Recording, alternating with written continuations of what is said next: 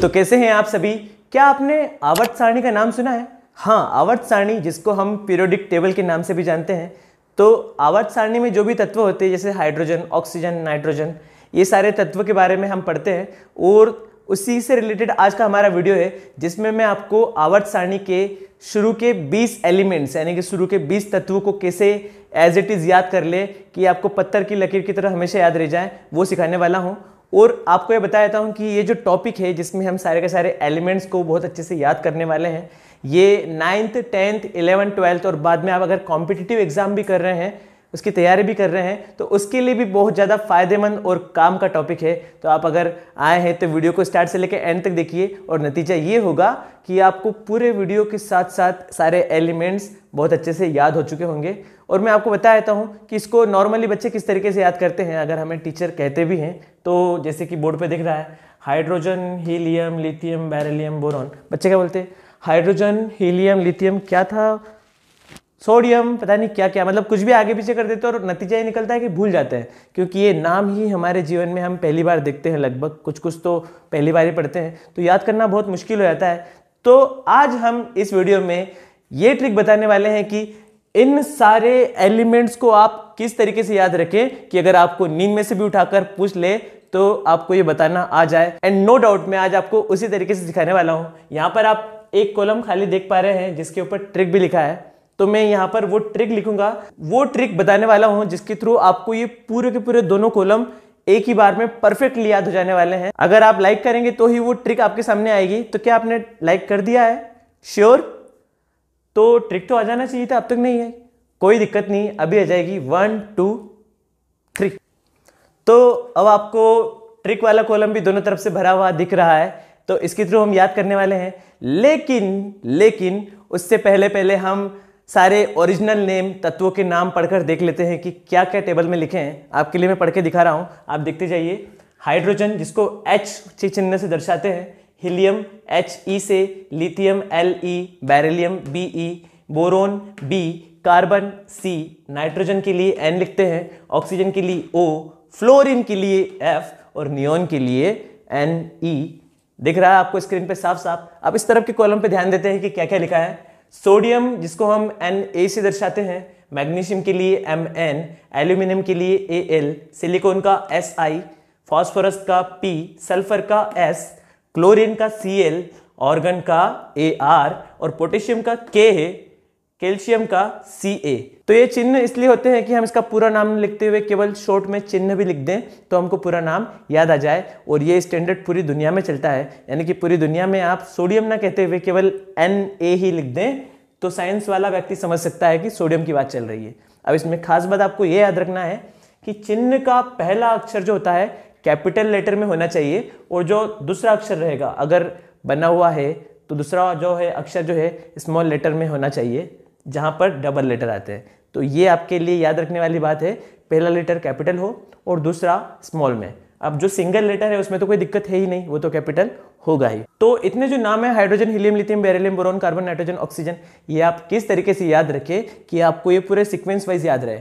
इसका सीक्वेंस याद रखना जरूरी है क्योंकि सीक्वेंस के थ्रू ही जो है हम यहाँ पर परमाणु क्रमांक बताने वाले हैं। जैसे कि हाइड्रोजन का परमाणु क्रमांक 1 होता है। और मैं आपको बता दूं कि अगर आप कॉम्पिटिटिव एग्जाम के स्टूडेंट हैं या फिर साइंस में कुछ भी चीज़ सीख रहे हैं, पढ़ रहे हैं, पीरियोडिक टेबल से रिलेटेड 9th के स्टूडेंट हो चाहे 10th के या कोई सी भी आगे की क्लास के, आपको जो है परमाणुओं के साथ साथ परमाणुओं का क्रमांक याद होना जरूरी है, जिसको हम एटॉमिक नंबर से भी जानते हैं। आपके टीचर ने आपसे कई बार पूछा होगा कि बताओ बच्चों कार्बन का एटॉमिक नंबर कितना होता है, तो यहीं पर मैं भी आपसे पूछना चाहूंगा, आप कमेंट करके जरूर बताइए कि कार्बन का एटॉमिक नंबर यानी कि कार्बन की परमाणु संख्या कितनी है। तो आप लोग में से कितने लोग कमेंट करके बताते हैं, मैं देखना चाहूंगा। अब चलते हैं ट्रिक की तरफ कि किस तरीके से आप जो है तत्वों के नाम भी याद रख पाए, उनके चिन्ह भी और उनके परमाणु क्रमांक। तो सबसे पहले मैं आपको परमाणु क्रमांक की जानकारी देता हूं। परमाणु क्रमांक तो पूरा सीरियल वाइज है, 1 2 3 4 जो हमें गिनती आती है। पहले कॉलम में 1 से लेकर 10 तक, दूसरे कॉलम में 11 से लेकर 20 तक, यानी कि इनकी यही परमाणु क्रमांक है जो कभी भी बदल नहीं सकते हैं। हाइड्रोजन का परमाणु क्रमांक हमेशा 1 रहेगा, वैसे ही नाइट्रोजन का परमाणु क्रमांक हमेशा 7 रहेगा। तो आप इसी सीक्वेंस को याद रखिए और जिंदगी भर ये एलिमेंट्स इनकी पूरी जानकारी के साथ आपको याद रहेंगे। तो आप कहे तो स्टार्ट करते हैं, क्या है इसको याद करने की ट्रिक। तो इसकी ट्रिक है हाय हीरो लिखे बिना बोलो, cox knocks ox fox, Nina ने मंगाए आलू, silly people should clear arithmetics के कैलकुलेशन। यानी कि सबसे पहले एक बच्चा हीरो को बोल रहा है हाय हीरो लिखे बिना बोल के बताओ, क्या क्या बोल के बताना है, कॉक्स नॉक्स ऑक्स फोक्स। जैसे बचपन में बच्चे बात करते हैं ना, अच्छा तुझे आता है कच्चा पापड़ पक्का पापड़ बोल के बता, तो बच्चे बोलने की कोशिश करते हैं। वैसे ही यहाँ पर लाइन है हाय हीरो लिखे बिना बोलो, कॉक्स नॉक्स ऑक्स फोक्स।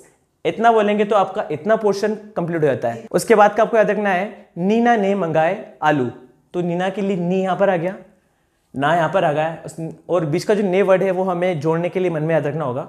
नी ना ने मंगाए आलू, ये सेंटेंस यहीं पर खत्म होता है। तो हाय हीरो के बाद वाला सेंटेंस है नीना ने मंगाए आलू। और तीसरा जो आपको याद रखना है silly people should. Silly people should का मतलब जो सिली पीपल को हम यहाँ पर आलसी के हिसाब से समझ सकते हैं कि आलसी पीपल यानी लोगों को, शुड का मतलब चाहिए कि वो क्लियर करे अर्थमेटिक्स के कैलकुलेशन। अर्थमेटिक्स के कैलकुलेशन का मतलब गणित के सवाल को हल करे। तो हम क्या बोलेंगे, सिली पीपल शुड क्लियरिफाई या फिर क्लियर अर्थमेटिक्स के कैलकुलेशन। एक बार मेरे साथ आप बोल के देखिए, सिली पीपल शुड क्लियर अर्थमेटिक्स के कैलकुलेशन। तो ये ट्रिक किस तरीके से काम करती है अब हम वो देखने वाले हैं। आपको दिक्कत ना आए, बहुत आसानी से समझ में आए, तो मैं आपको 3 से 4 शब्दों को जोड़कर बता रहा हूं ट्रिक से। हाई से हो जाएगा हाइड्रोजन का H, हीरो से हो जाएगा हीलियम, और लिखे से हो जाएगा लिथियम। तो देखिए हाई हीरो लिखे, उसके बाद बी के लिए हो जाएगा बिना, फिर अगले बी के लिए हम बोल देंगे बोलो। फिर से मिलाकर देख लेते हैं, हाय हीरो लिखे बिना बोलो। अब क्या बोलना रहता है, कॉक्स फोक्स ऑक्स नॉक्स। तो देखिए कॉक्स नॉक्स ऑक्स फोक्स, तो आपको ये ट्रिक याद रखना होगी, कॉक्स नॉक्स ऑक्स फोक्स, जैसे टंग ट्विस्टर की तरह हम यूज करते हैं। इसके बाद की लाइन होती है नीना। नीना के लिए देखिए एन ई के आगे नी लगा है, यानी कि जैसे इनके सिंबल है उनसे ही जोड़ते हुए मैंने इनकी ट्रिक बनाई है। नी के लिए नी, और अगला एन ए के लिए हो जाएगा ना, तो नी और ना। उसके बाद मंगाए आलू, तो मंगाए का एम एन से हो जाएगा मंगाए, ए एल से हो जाएगा आलू। तो हमने क्या याद किया, नीना ने मंगाए आलू, ये हो गया नी, ना उसने मंगाए हैं आलू। उसके बाद हमको थोड़ी सी आलसी लोगों की बात कर देना है, जो हमारा ट्रिक का तीसरा हिस्सा है छोटा सा, सिली पीपल शुड क्लियर अर्थमेटिक्स के कैलकुलेशन। यानी कि आलसी लोगों को अर्थमेटिक्स के कैलकुलेशन है क्लियर करना चाहिए।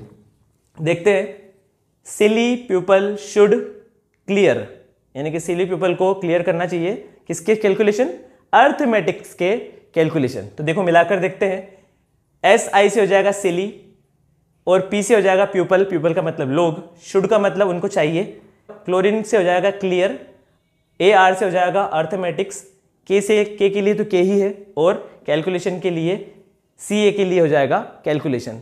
तो यहाँ पर इस ट्रिक से आपको सिंबल भी याद हो जाएंगे, और अगर आपको सिंबल याद हो गए तो इनका फुल फॉर्म लिखना आसानी से आ जाएगा जब इसको आप 1 से 2 बार फोकस करके पढ़ लेंगे।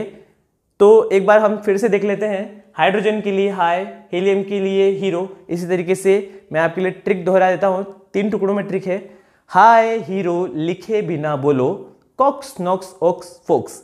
पहला हिस्सा खत्म हुआ और हम यहाँ तक पहुँच चुके हैं। उसके बाद नीना ने मंगाए आलू, तो देखिए बीच वाला पोर्शन है नीना ने मंगाए आलू, और तीसरा पोर्शन बोल देना है silly people should clear arithmetics के कैलकुलेशन। तो आप इतनी सी ट्रिक्स बोलते हैं और आपको ये 20 एलिमेंट जो है इनके नाम, चिन्ह और परमाणु क्रमांक के साथ आपको याद हो जाएंगे। तो दोस्तों वीडियो तो एंड हो गया है, लेकिन रुक जाइए, यहाँ पर एक मिस्टेक हुई है, और वो मिस्टेक हुई है 12 नंबर के एलिमेंट में। क्या मिस्टेक हुई है आप इसे देखिए और कमेंट में बताइए, और आपकी कमेंट का मैं इंतजार करूंगा। इसी के साथ अब इस बात को क्लियर कर देते हैं क्या मिस्टेक हुई है। ये जो Mn चिन्ह होता है वो मैग्नीशियम का नहीं होता है, वो मैग्नीज का होता है। आपको मैग्नीशियम का अगर चिन्ह बनाना है तो Mg लिखना होगा, मंगाए के लिए Mg, और मैग्नीशियम का जो चिन्ह होता है वो Mg होता है। तो इस पार्ट के लिए मैं आपसे माफ़ी भी चाहूँगा कि मैंने आपको स्टार्ट में Mn बता दिया है, लेकिन पूरी सारणी वैसी की वैसी आपको याद करना है। यहाँ पर मैग्नीशियम का हमें Mg याद रखना होगा। तो दोस्तों कैसा लगा वीडियो आप कमेंट करके जरूर बताइए, और अगर आपको ये ट्रिक याद हो गई है तो आप कमेंट में मुझे ट्रिक लिख के बताइए कि हाय हीरो लिखे बिना बोलो। आपकी ये कमेंट देखकर मुझे बहुत खुशी होगी और साथ ही साथ ये भी पता चल जाएगा कि आपको ये सारणी अब जो है वीडियो देखने के बाद पूरी याद हो गई है। आप कमेंट करके ये भी बता सकते हैं कि हाँ सर, हमें जो है पूरी सारणी अच्छे से याद हो गई है।